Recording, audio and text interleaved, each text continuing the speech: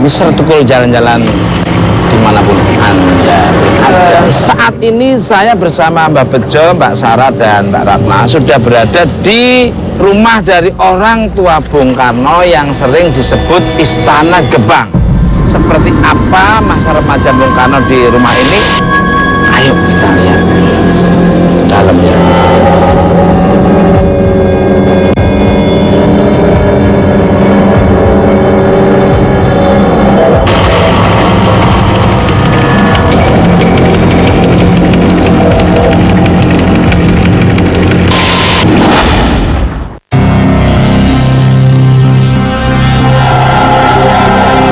Pemirsa, siapa yang tak kenal dengan sosok orang nomor satu di Indonesia, Bung Karno, Presiden pertama Indonesia yang memiliki banyak sejarah peninggalan di Indonesia, salah satunya di daerah Blitar.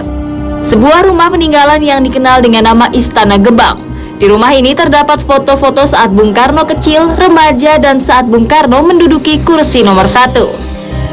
Di rumah ini ada sebuah kamar yang digunakan Bung Karno saat ia remaja. Kamar ini juga sering didatangi pengunjung untuk berdoa pada waktu-waktu tertentu.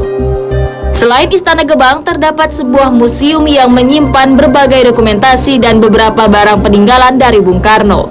Di museum ini terdapat sebuah lukisan Bung Karno yang terlihat hidup dan dibuat oleh Ibnu Said, seorang pelukis asal Malang. Ada dua keunikan dari lukisan ini. Pertama adalah mata dari Bung Karno. Bila kita melihat matanya akan tampak mengikuti kemanapun kita pergi. Keunikan yang kedua yaitu tepat di jantungnya. Bila diperhatikan dengan seksama dari samping, jantung dari Bung Karno akan terlihat berdetak dengan stabil. Lukisan ini pun sempat dipindahkan di ruangan tertutup yang tidak memiliki lubang udara.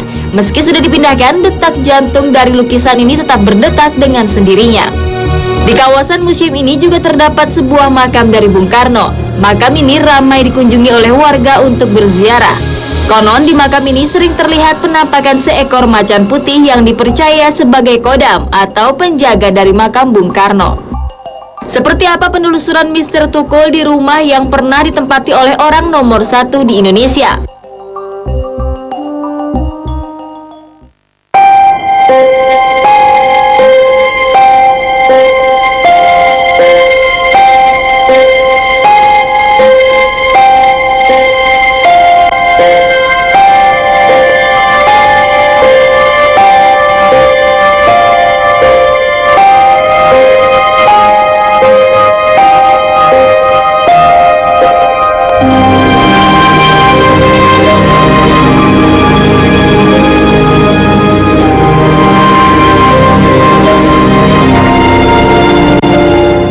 Sebaiknya kita langsung ke tempat yang paling sakral di sini, luar biasa, yaitu tempat Bung Karno yang dulunya juga tempat ayahnya dan bunda Bung Karno, tempat ibundanya sampai meninggal di tempat itu.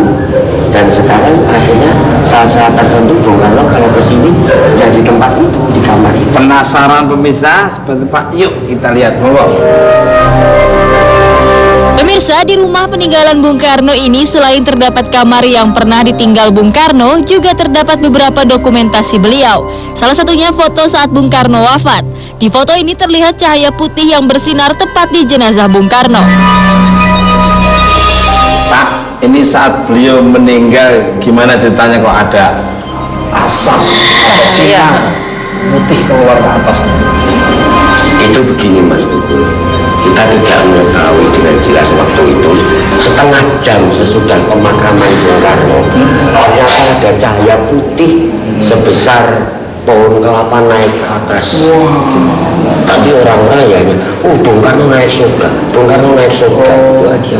Pak Bejo, dengan seperti kejadian seperti itu, apa nih arti dan makna dari sinar putih menuju ke atas dengan besarnya sepohon kelapa ini? Kalau orang Jawa itu memang wahyu Mas, yang dulunya temurun itu akan kembali lagi, seperti itu. Jadi bisa mukso, maaf nyun sewu, siapapun kalau hati kita bersih, pikiran kita bersih, hening, itu sendiri bisa datang. Kalau Mbak Sarah sendiri?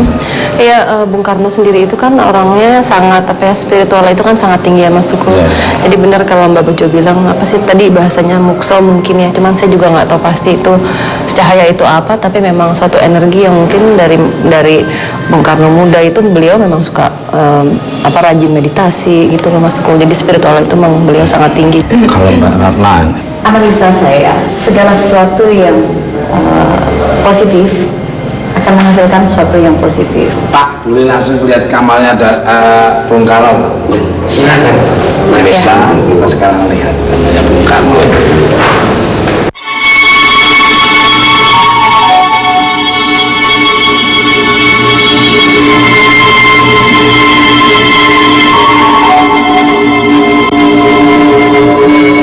Mbak Bejo dan Mbak Sarah nih, makna artinya ini, monggo. Ini sangat-sangat sedikit nyaman, tapi kalau dengan hati dan pikiran kita itu tidak menyatu bisa masuk ke sini, itu sudah berbeda Mas. Awalnya iya sudah berbeda. Jadi mungkin sekali waktu beliau akan hadir di sini. Dari Mbak Sarah, monggo. Saya ngelihat ada sosok laki-laki Mas Tukul di sebelah kiri saya berdiri, tapi saya kok nggak bisa ngelihat, nggak bisa sampai atas, cuma sampai sini, hanya sampai sini aja. Agak nggak jelas gitu Mas Tukul ini mukanya, saya nggak. Hologram gitu ya? Hologram, hologram nggak jelas. Cuman sih hawanya sih auranya bagus sekali ya Pak. Mungkin seperti yang saya rasakan Mas. Adem ya. Adem dan enteng ini sekarang saya ngerasa beda sekali gitu. Luar biasa. Mbak Bejo, monggo mungkin ada di Romo ini selalu gul atau pengageman yang sangat luar biasa Mas. Dan itu sendiri diperebutkan oleh siapapun nyampe sekarang Mas. Itu salah satunya tongkat komando. Ya, itu sendiri sering sekali mungkin muncul dan pergi gitu. ada cerita apa nih Pak? Foto Bung Karno dengan Ibu, katanya beliau selalu meminta izin ke Ibunda. Iya. Jadi Bung Karno terlalu mengidolakan sekali kepada ibunya. Jadi setiap mau ke luar negeri atau pulang dari luar negeri, ada peristiwa-peristiwa besar apapun, rawuh ke sini untuk minta restu kepada ibundanya. Subhanallah. Mbak Bejo dan Mbak Sarah dan Mbak Rani, apa benar nih setiap peninggalan barang-barang dari Bung Karno memiliki kodam? Yang jelas kita masuk, Mas Tukul sendiri masuk dari rumah ini pun Mbak Sarah maupun siapapun yang masuk ke sini tadi sudah bisa merasakan, dan itu ada penjaga-penjaga pasti itu Mas, dan itu namanya kodam gitu Mas. Jadi apalagi masuk di sini itu sudah akan berbeda lagi. Betul. Setiap tempat ini Mas. Luar biasa sekali pemirsa Mr. Tukul Jalan-Jalan, indah, nyaman dan menarik. Ini perlu dilestarikan dan dijaga terus nih supaya jadi kenang-kenangan anak cucu kita nanti. Betul ya Pak Bejo? Nah, Pak Mardiono, Pak Bejo, terima kasih sekali. Salam hormat buat keluarga. Mudah-mudahan bermanfaat oleh pemirsa di seluruh dunia nyata maupun gaib. Mbak Sarah, langsung aja kita ke lokasi selanjutnya. Oke?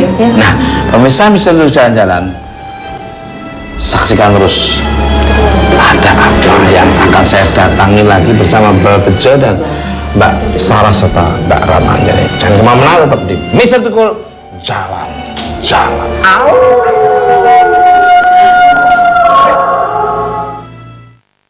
Mbak Ratna, apa yang dirasakan dan ada yang dilihat? Mas. Ada yang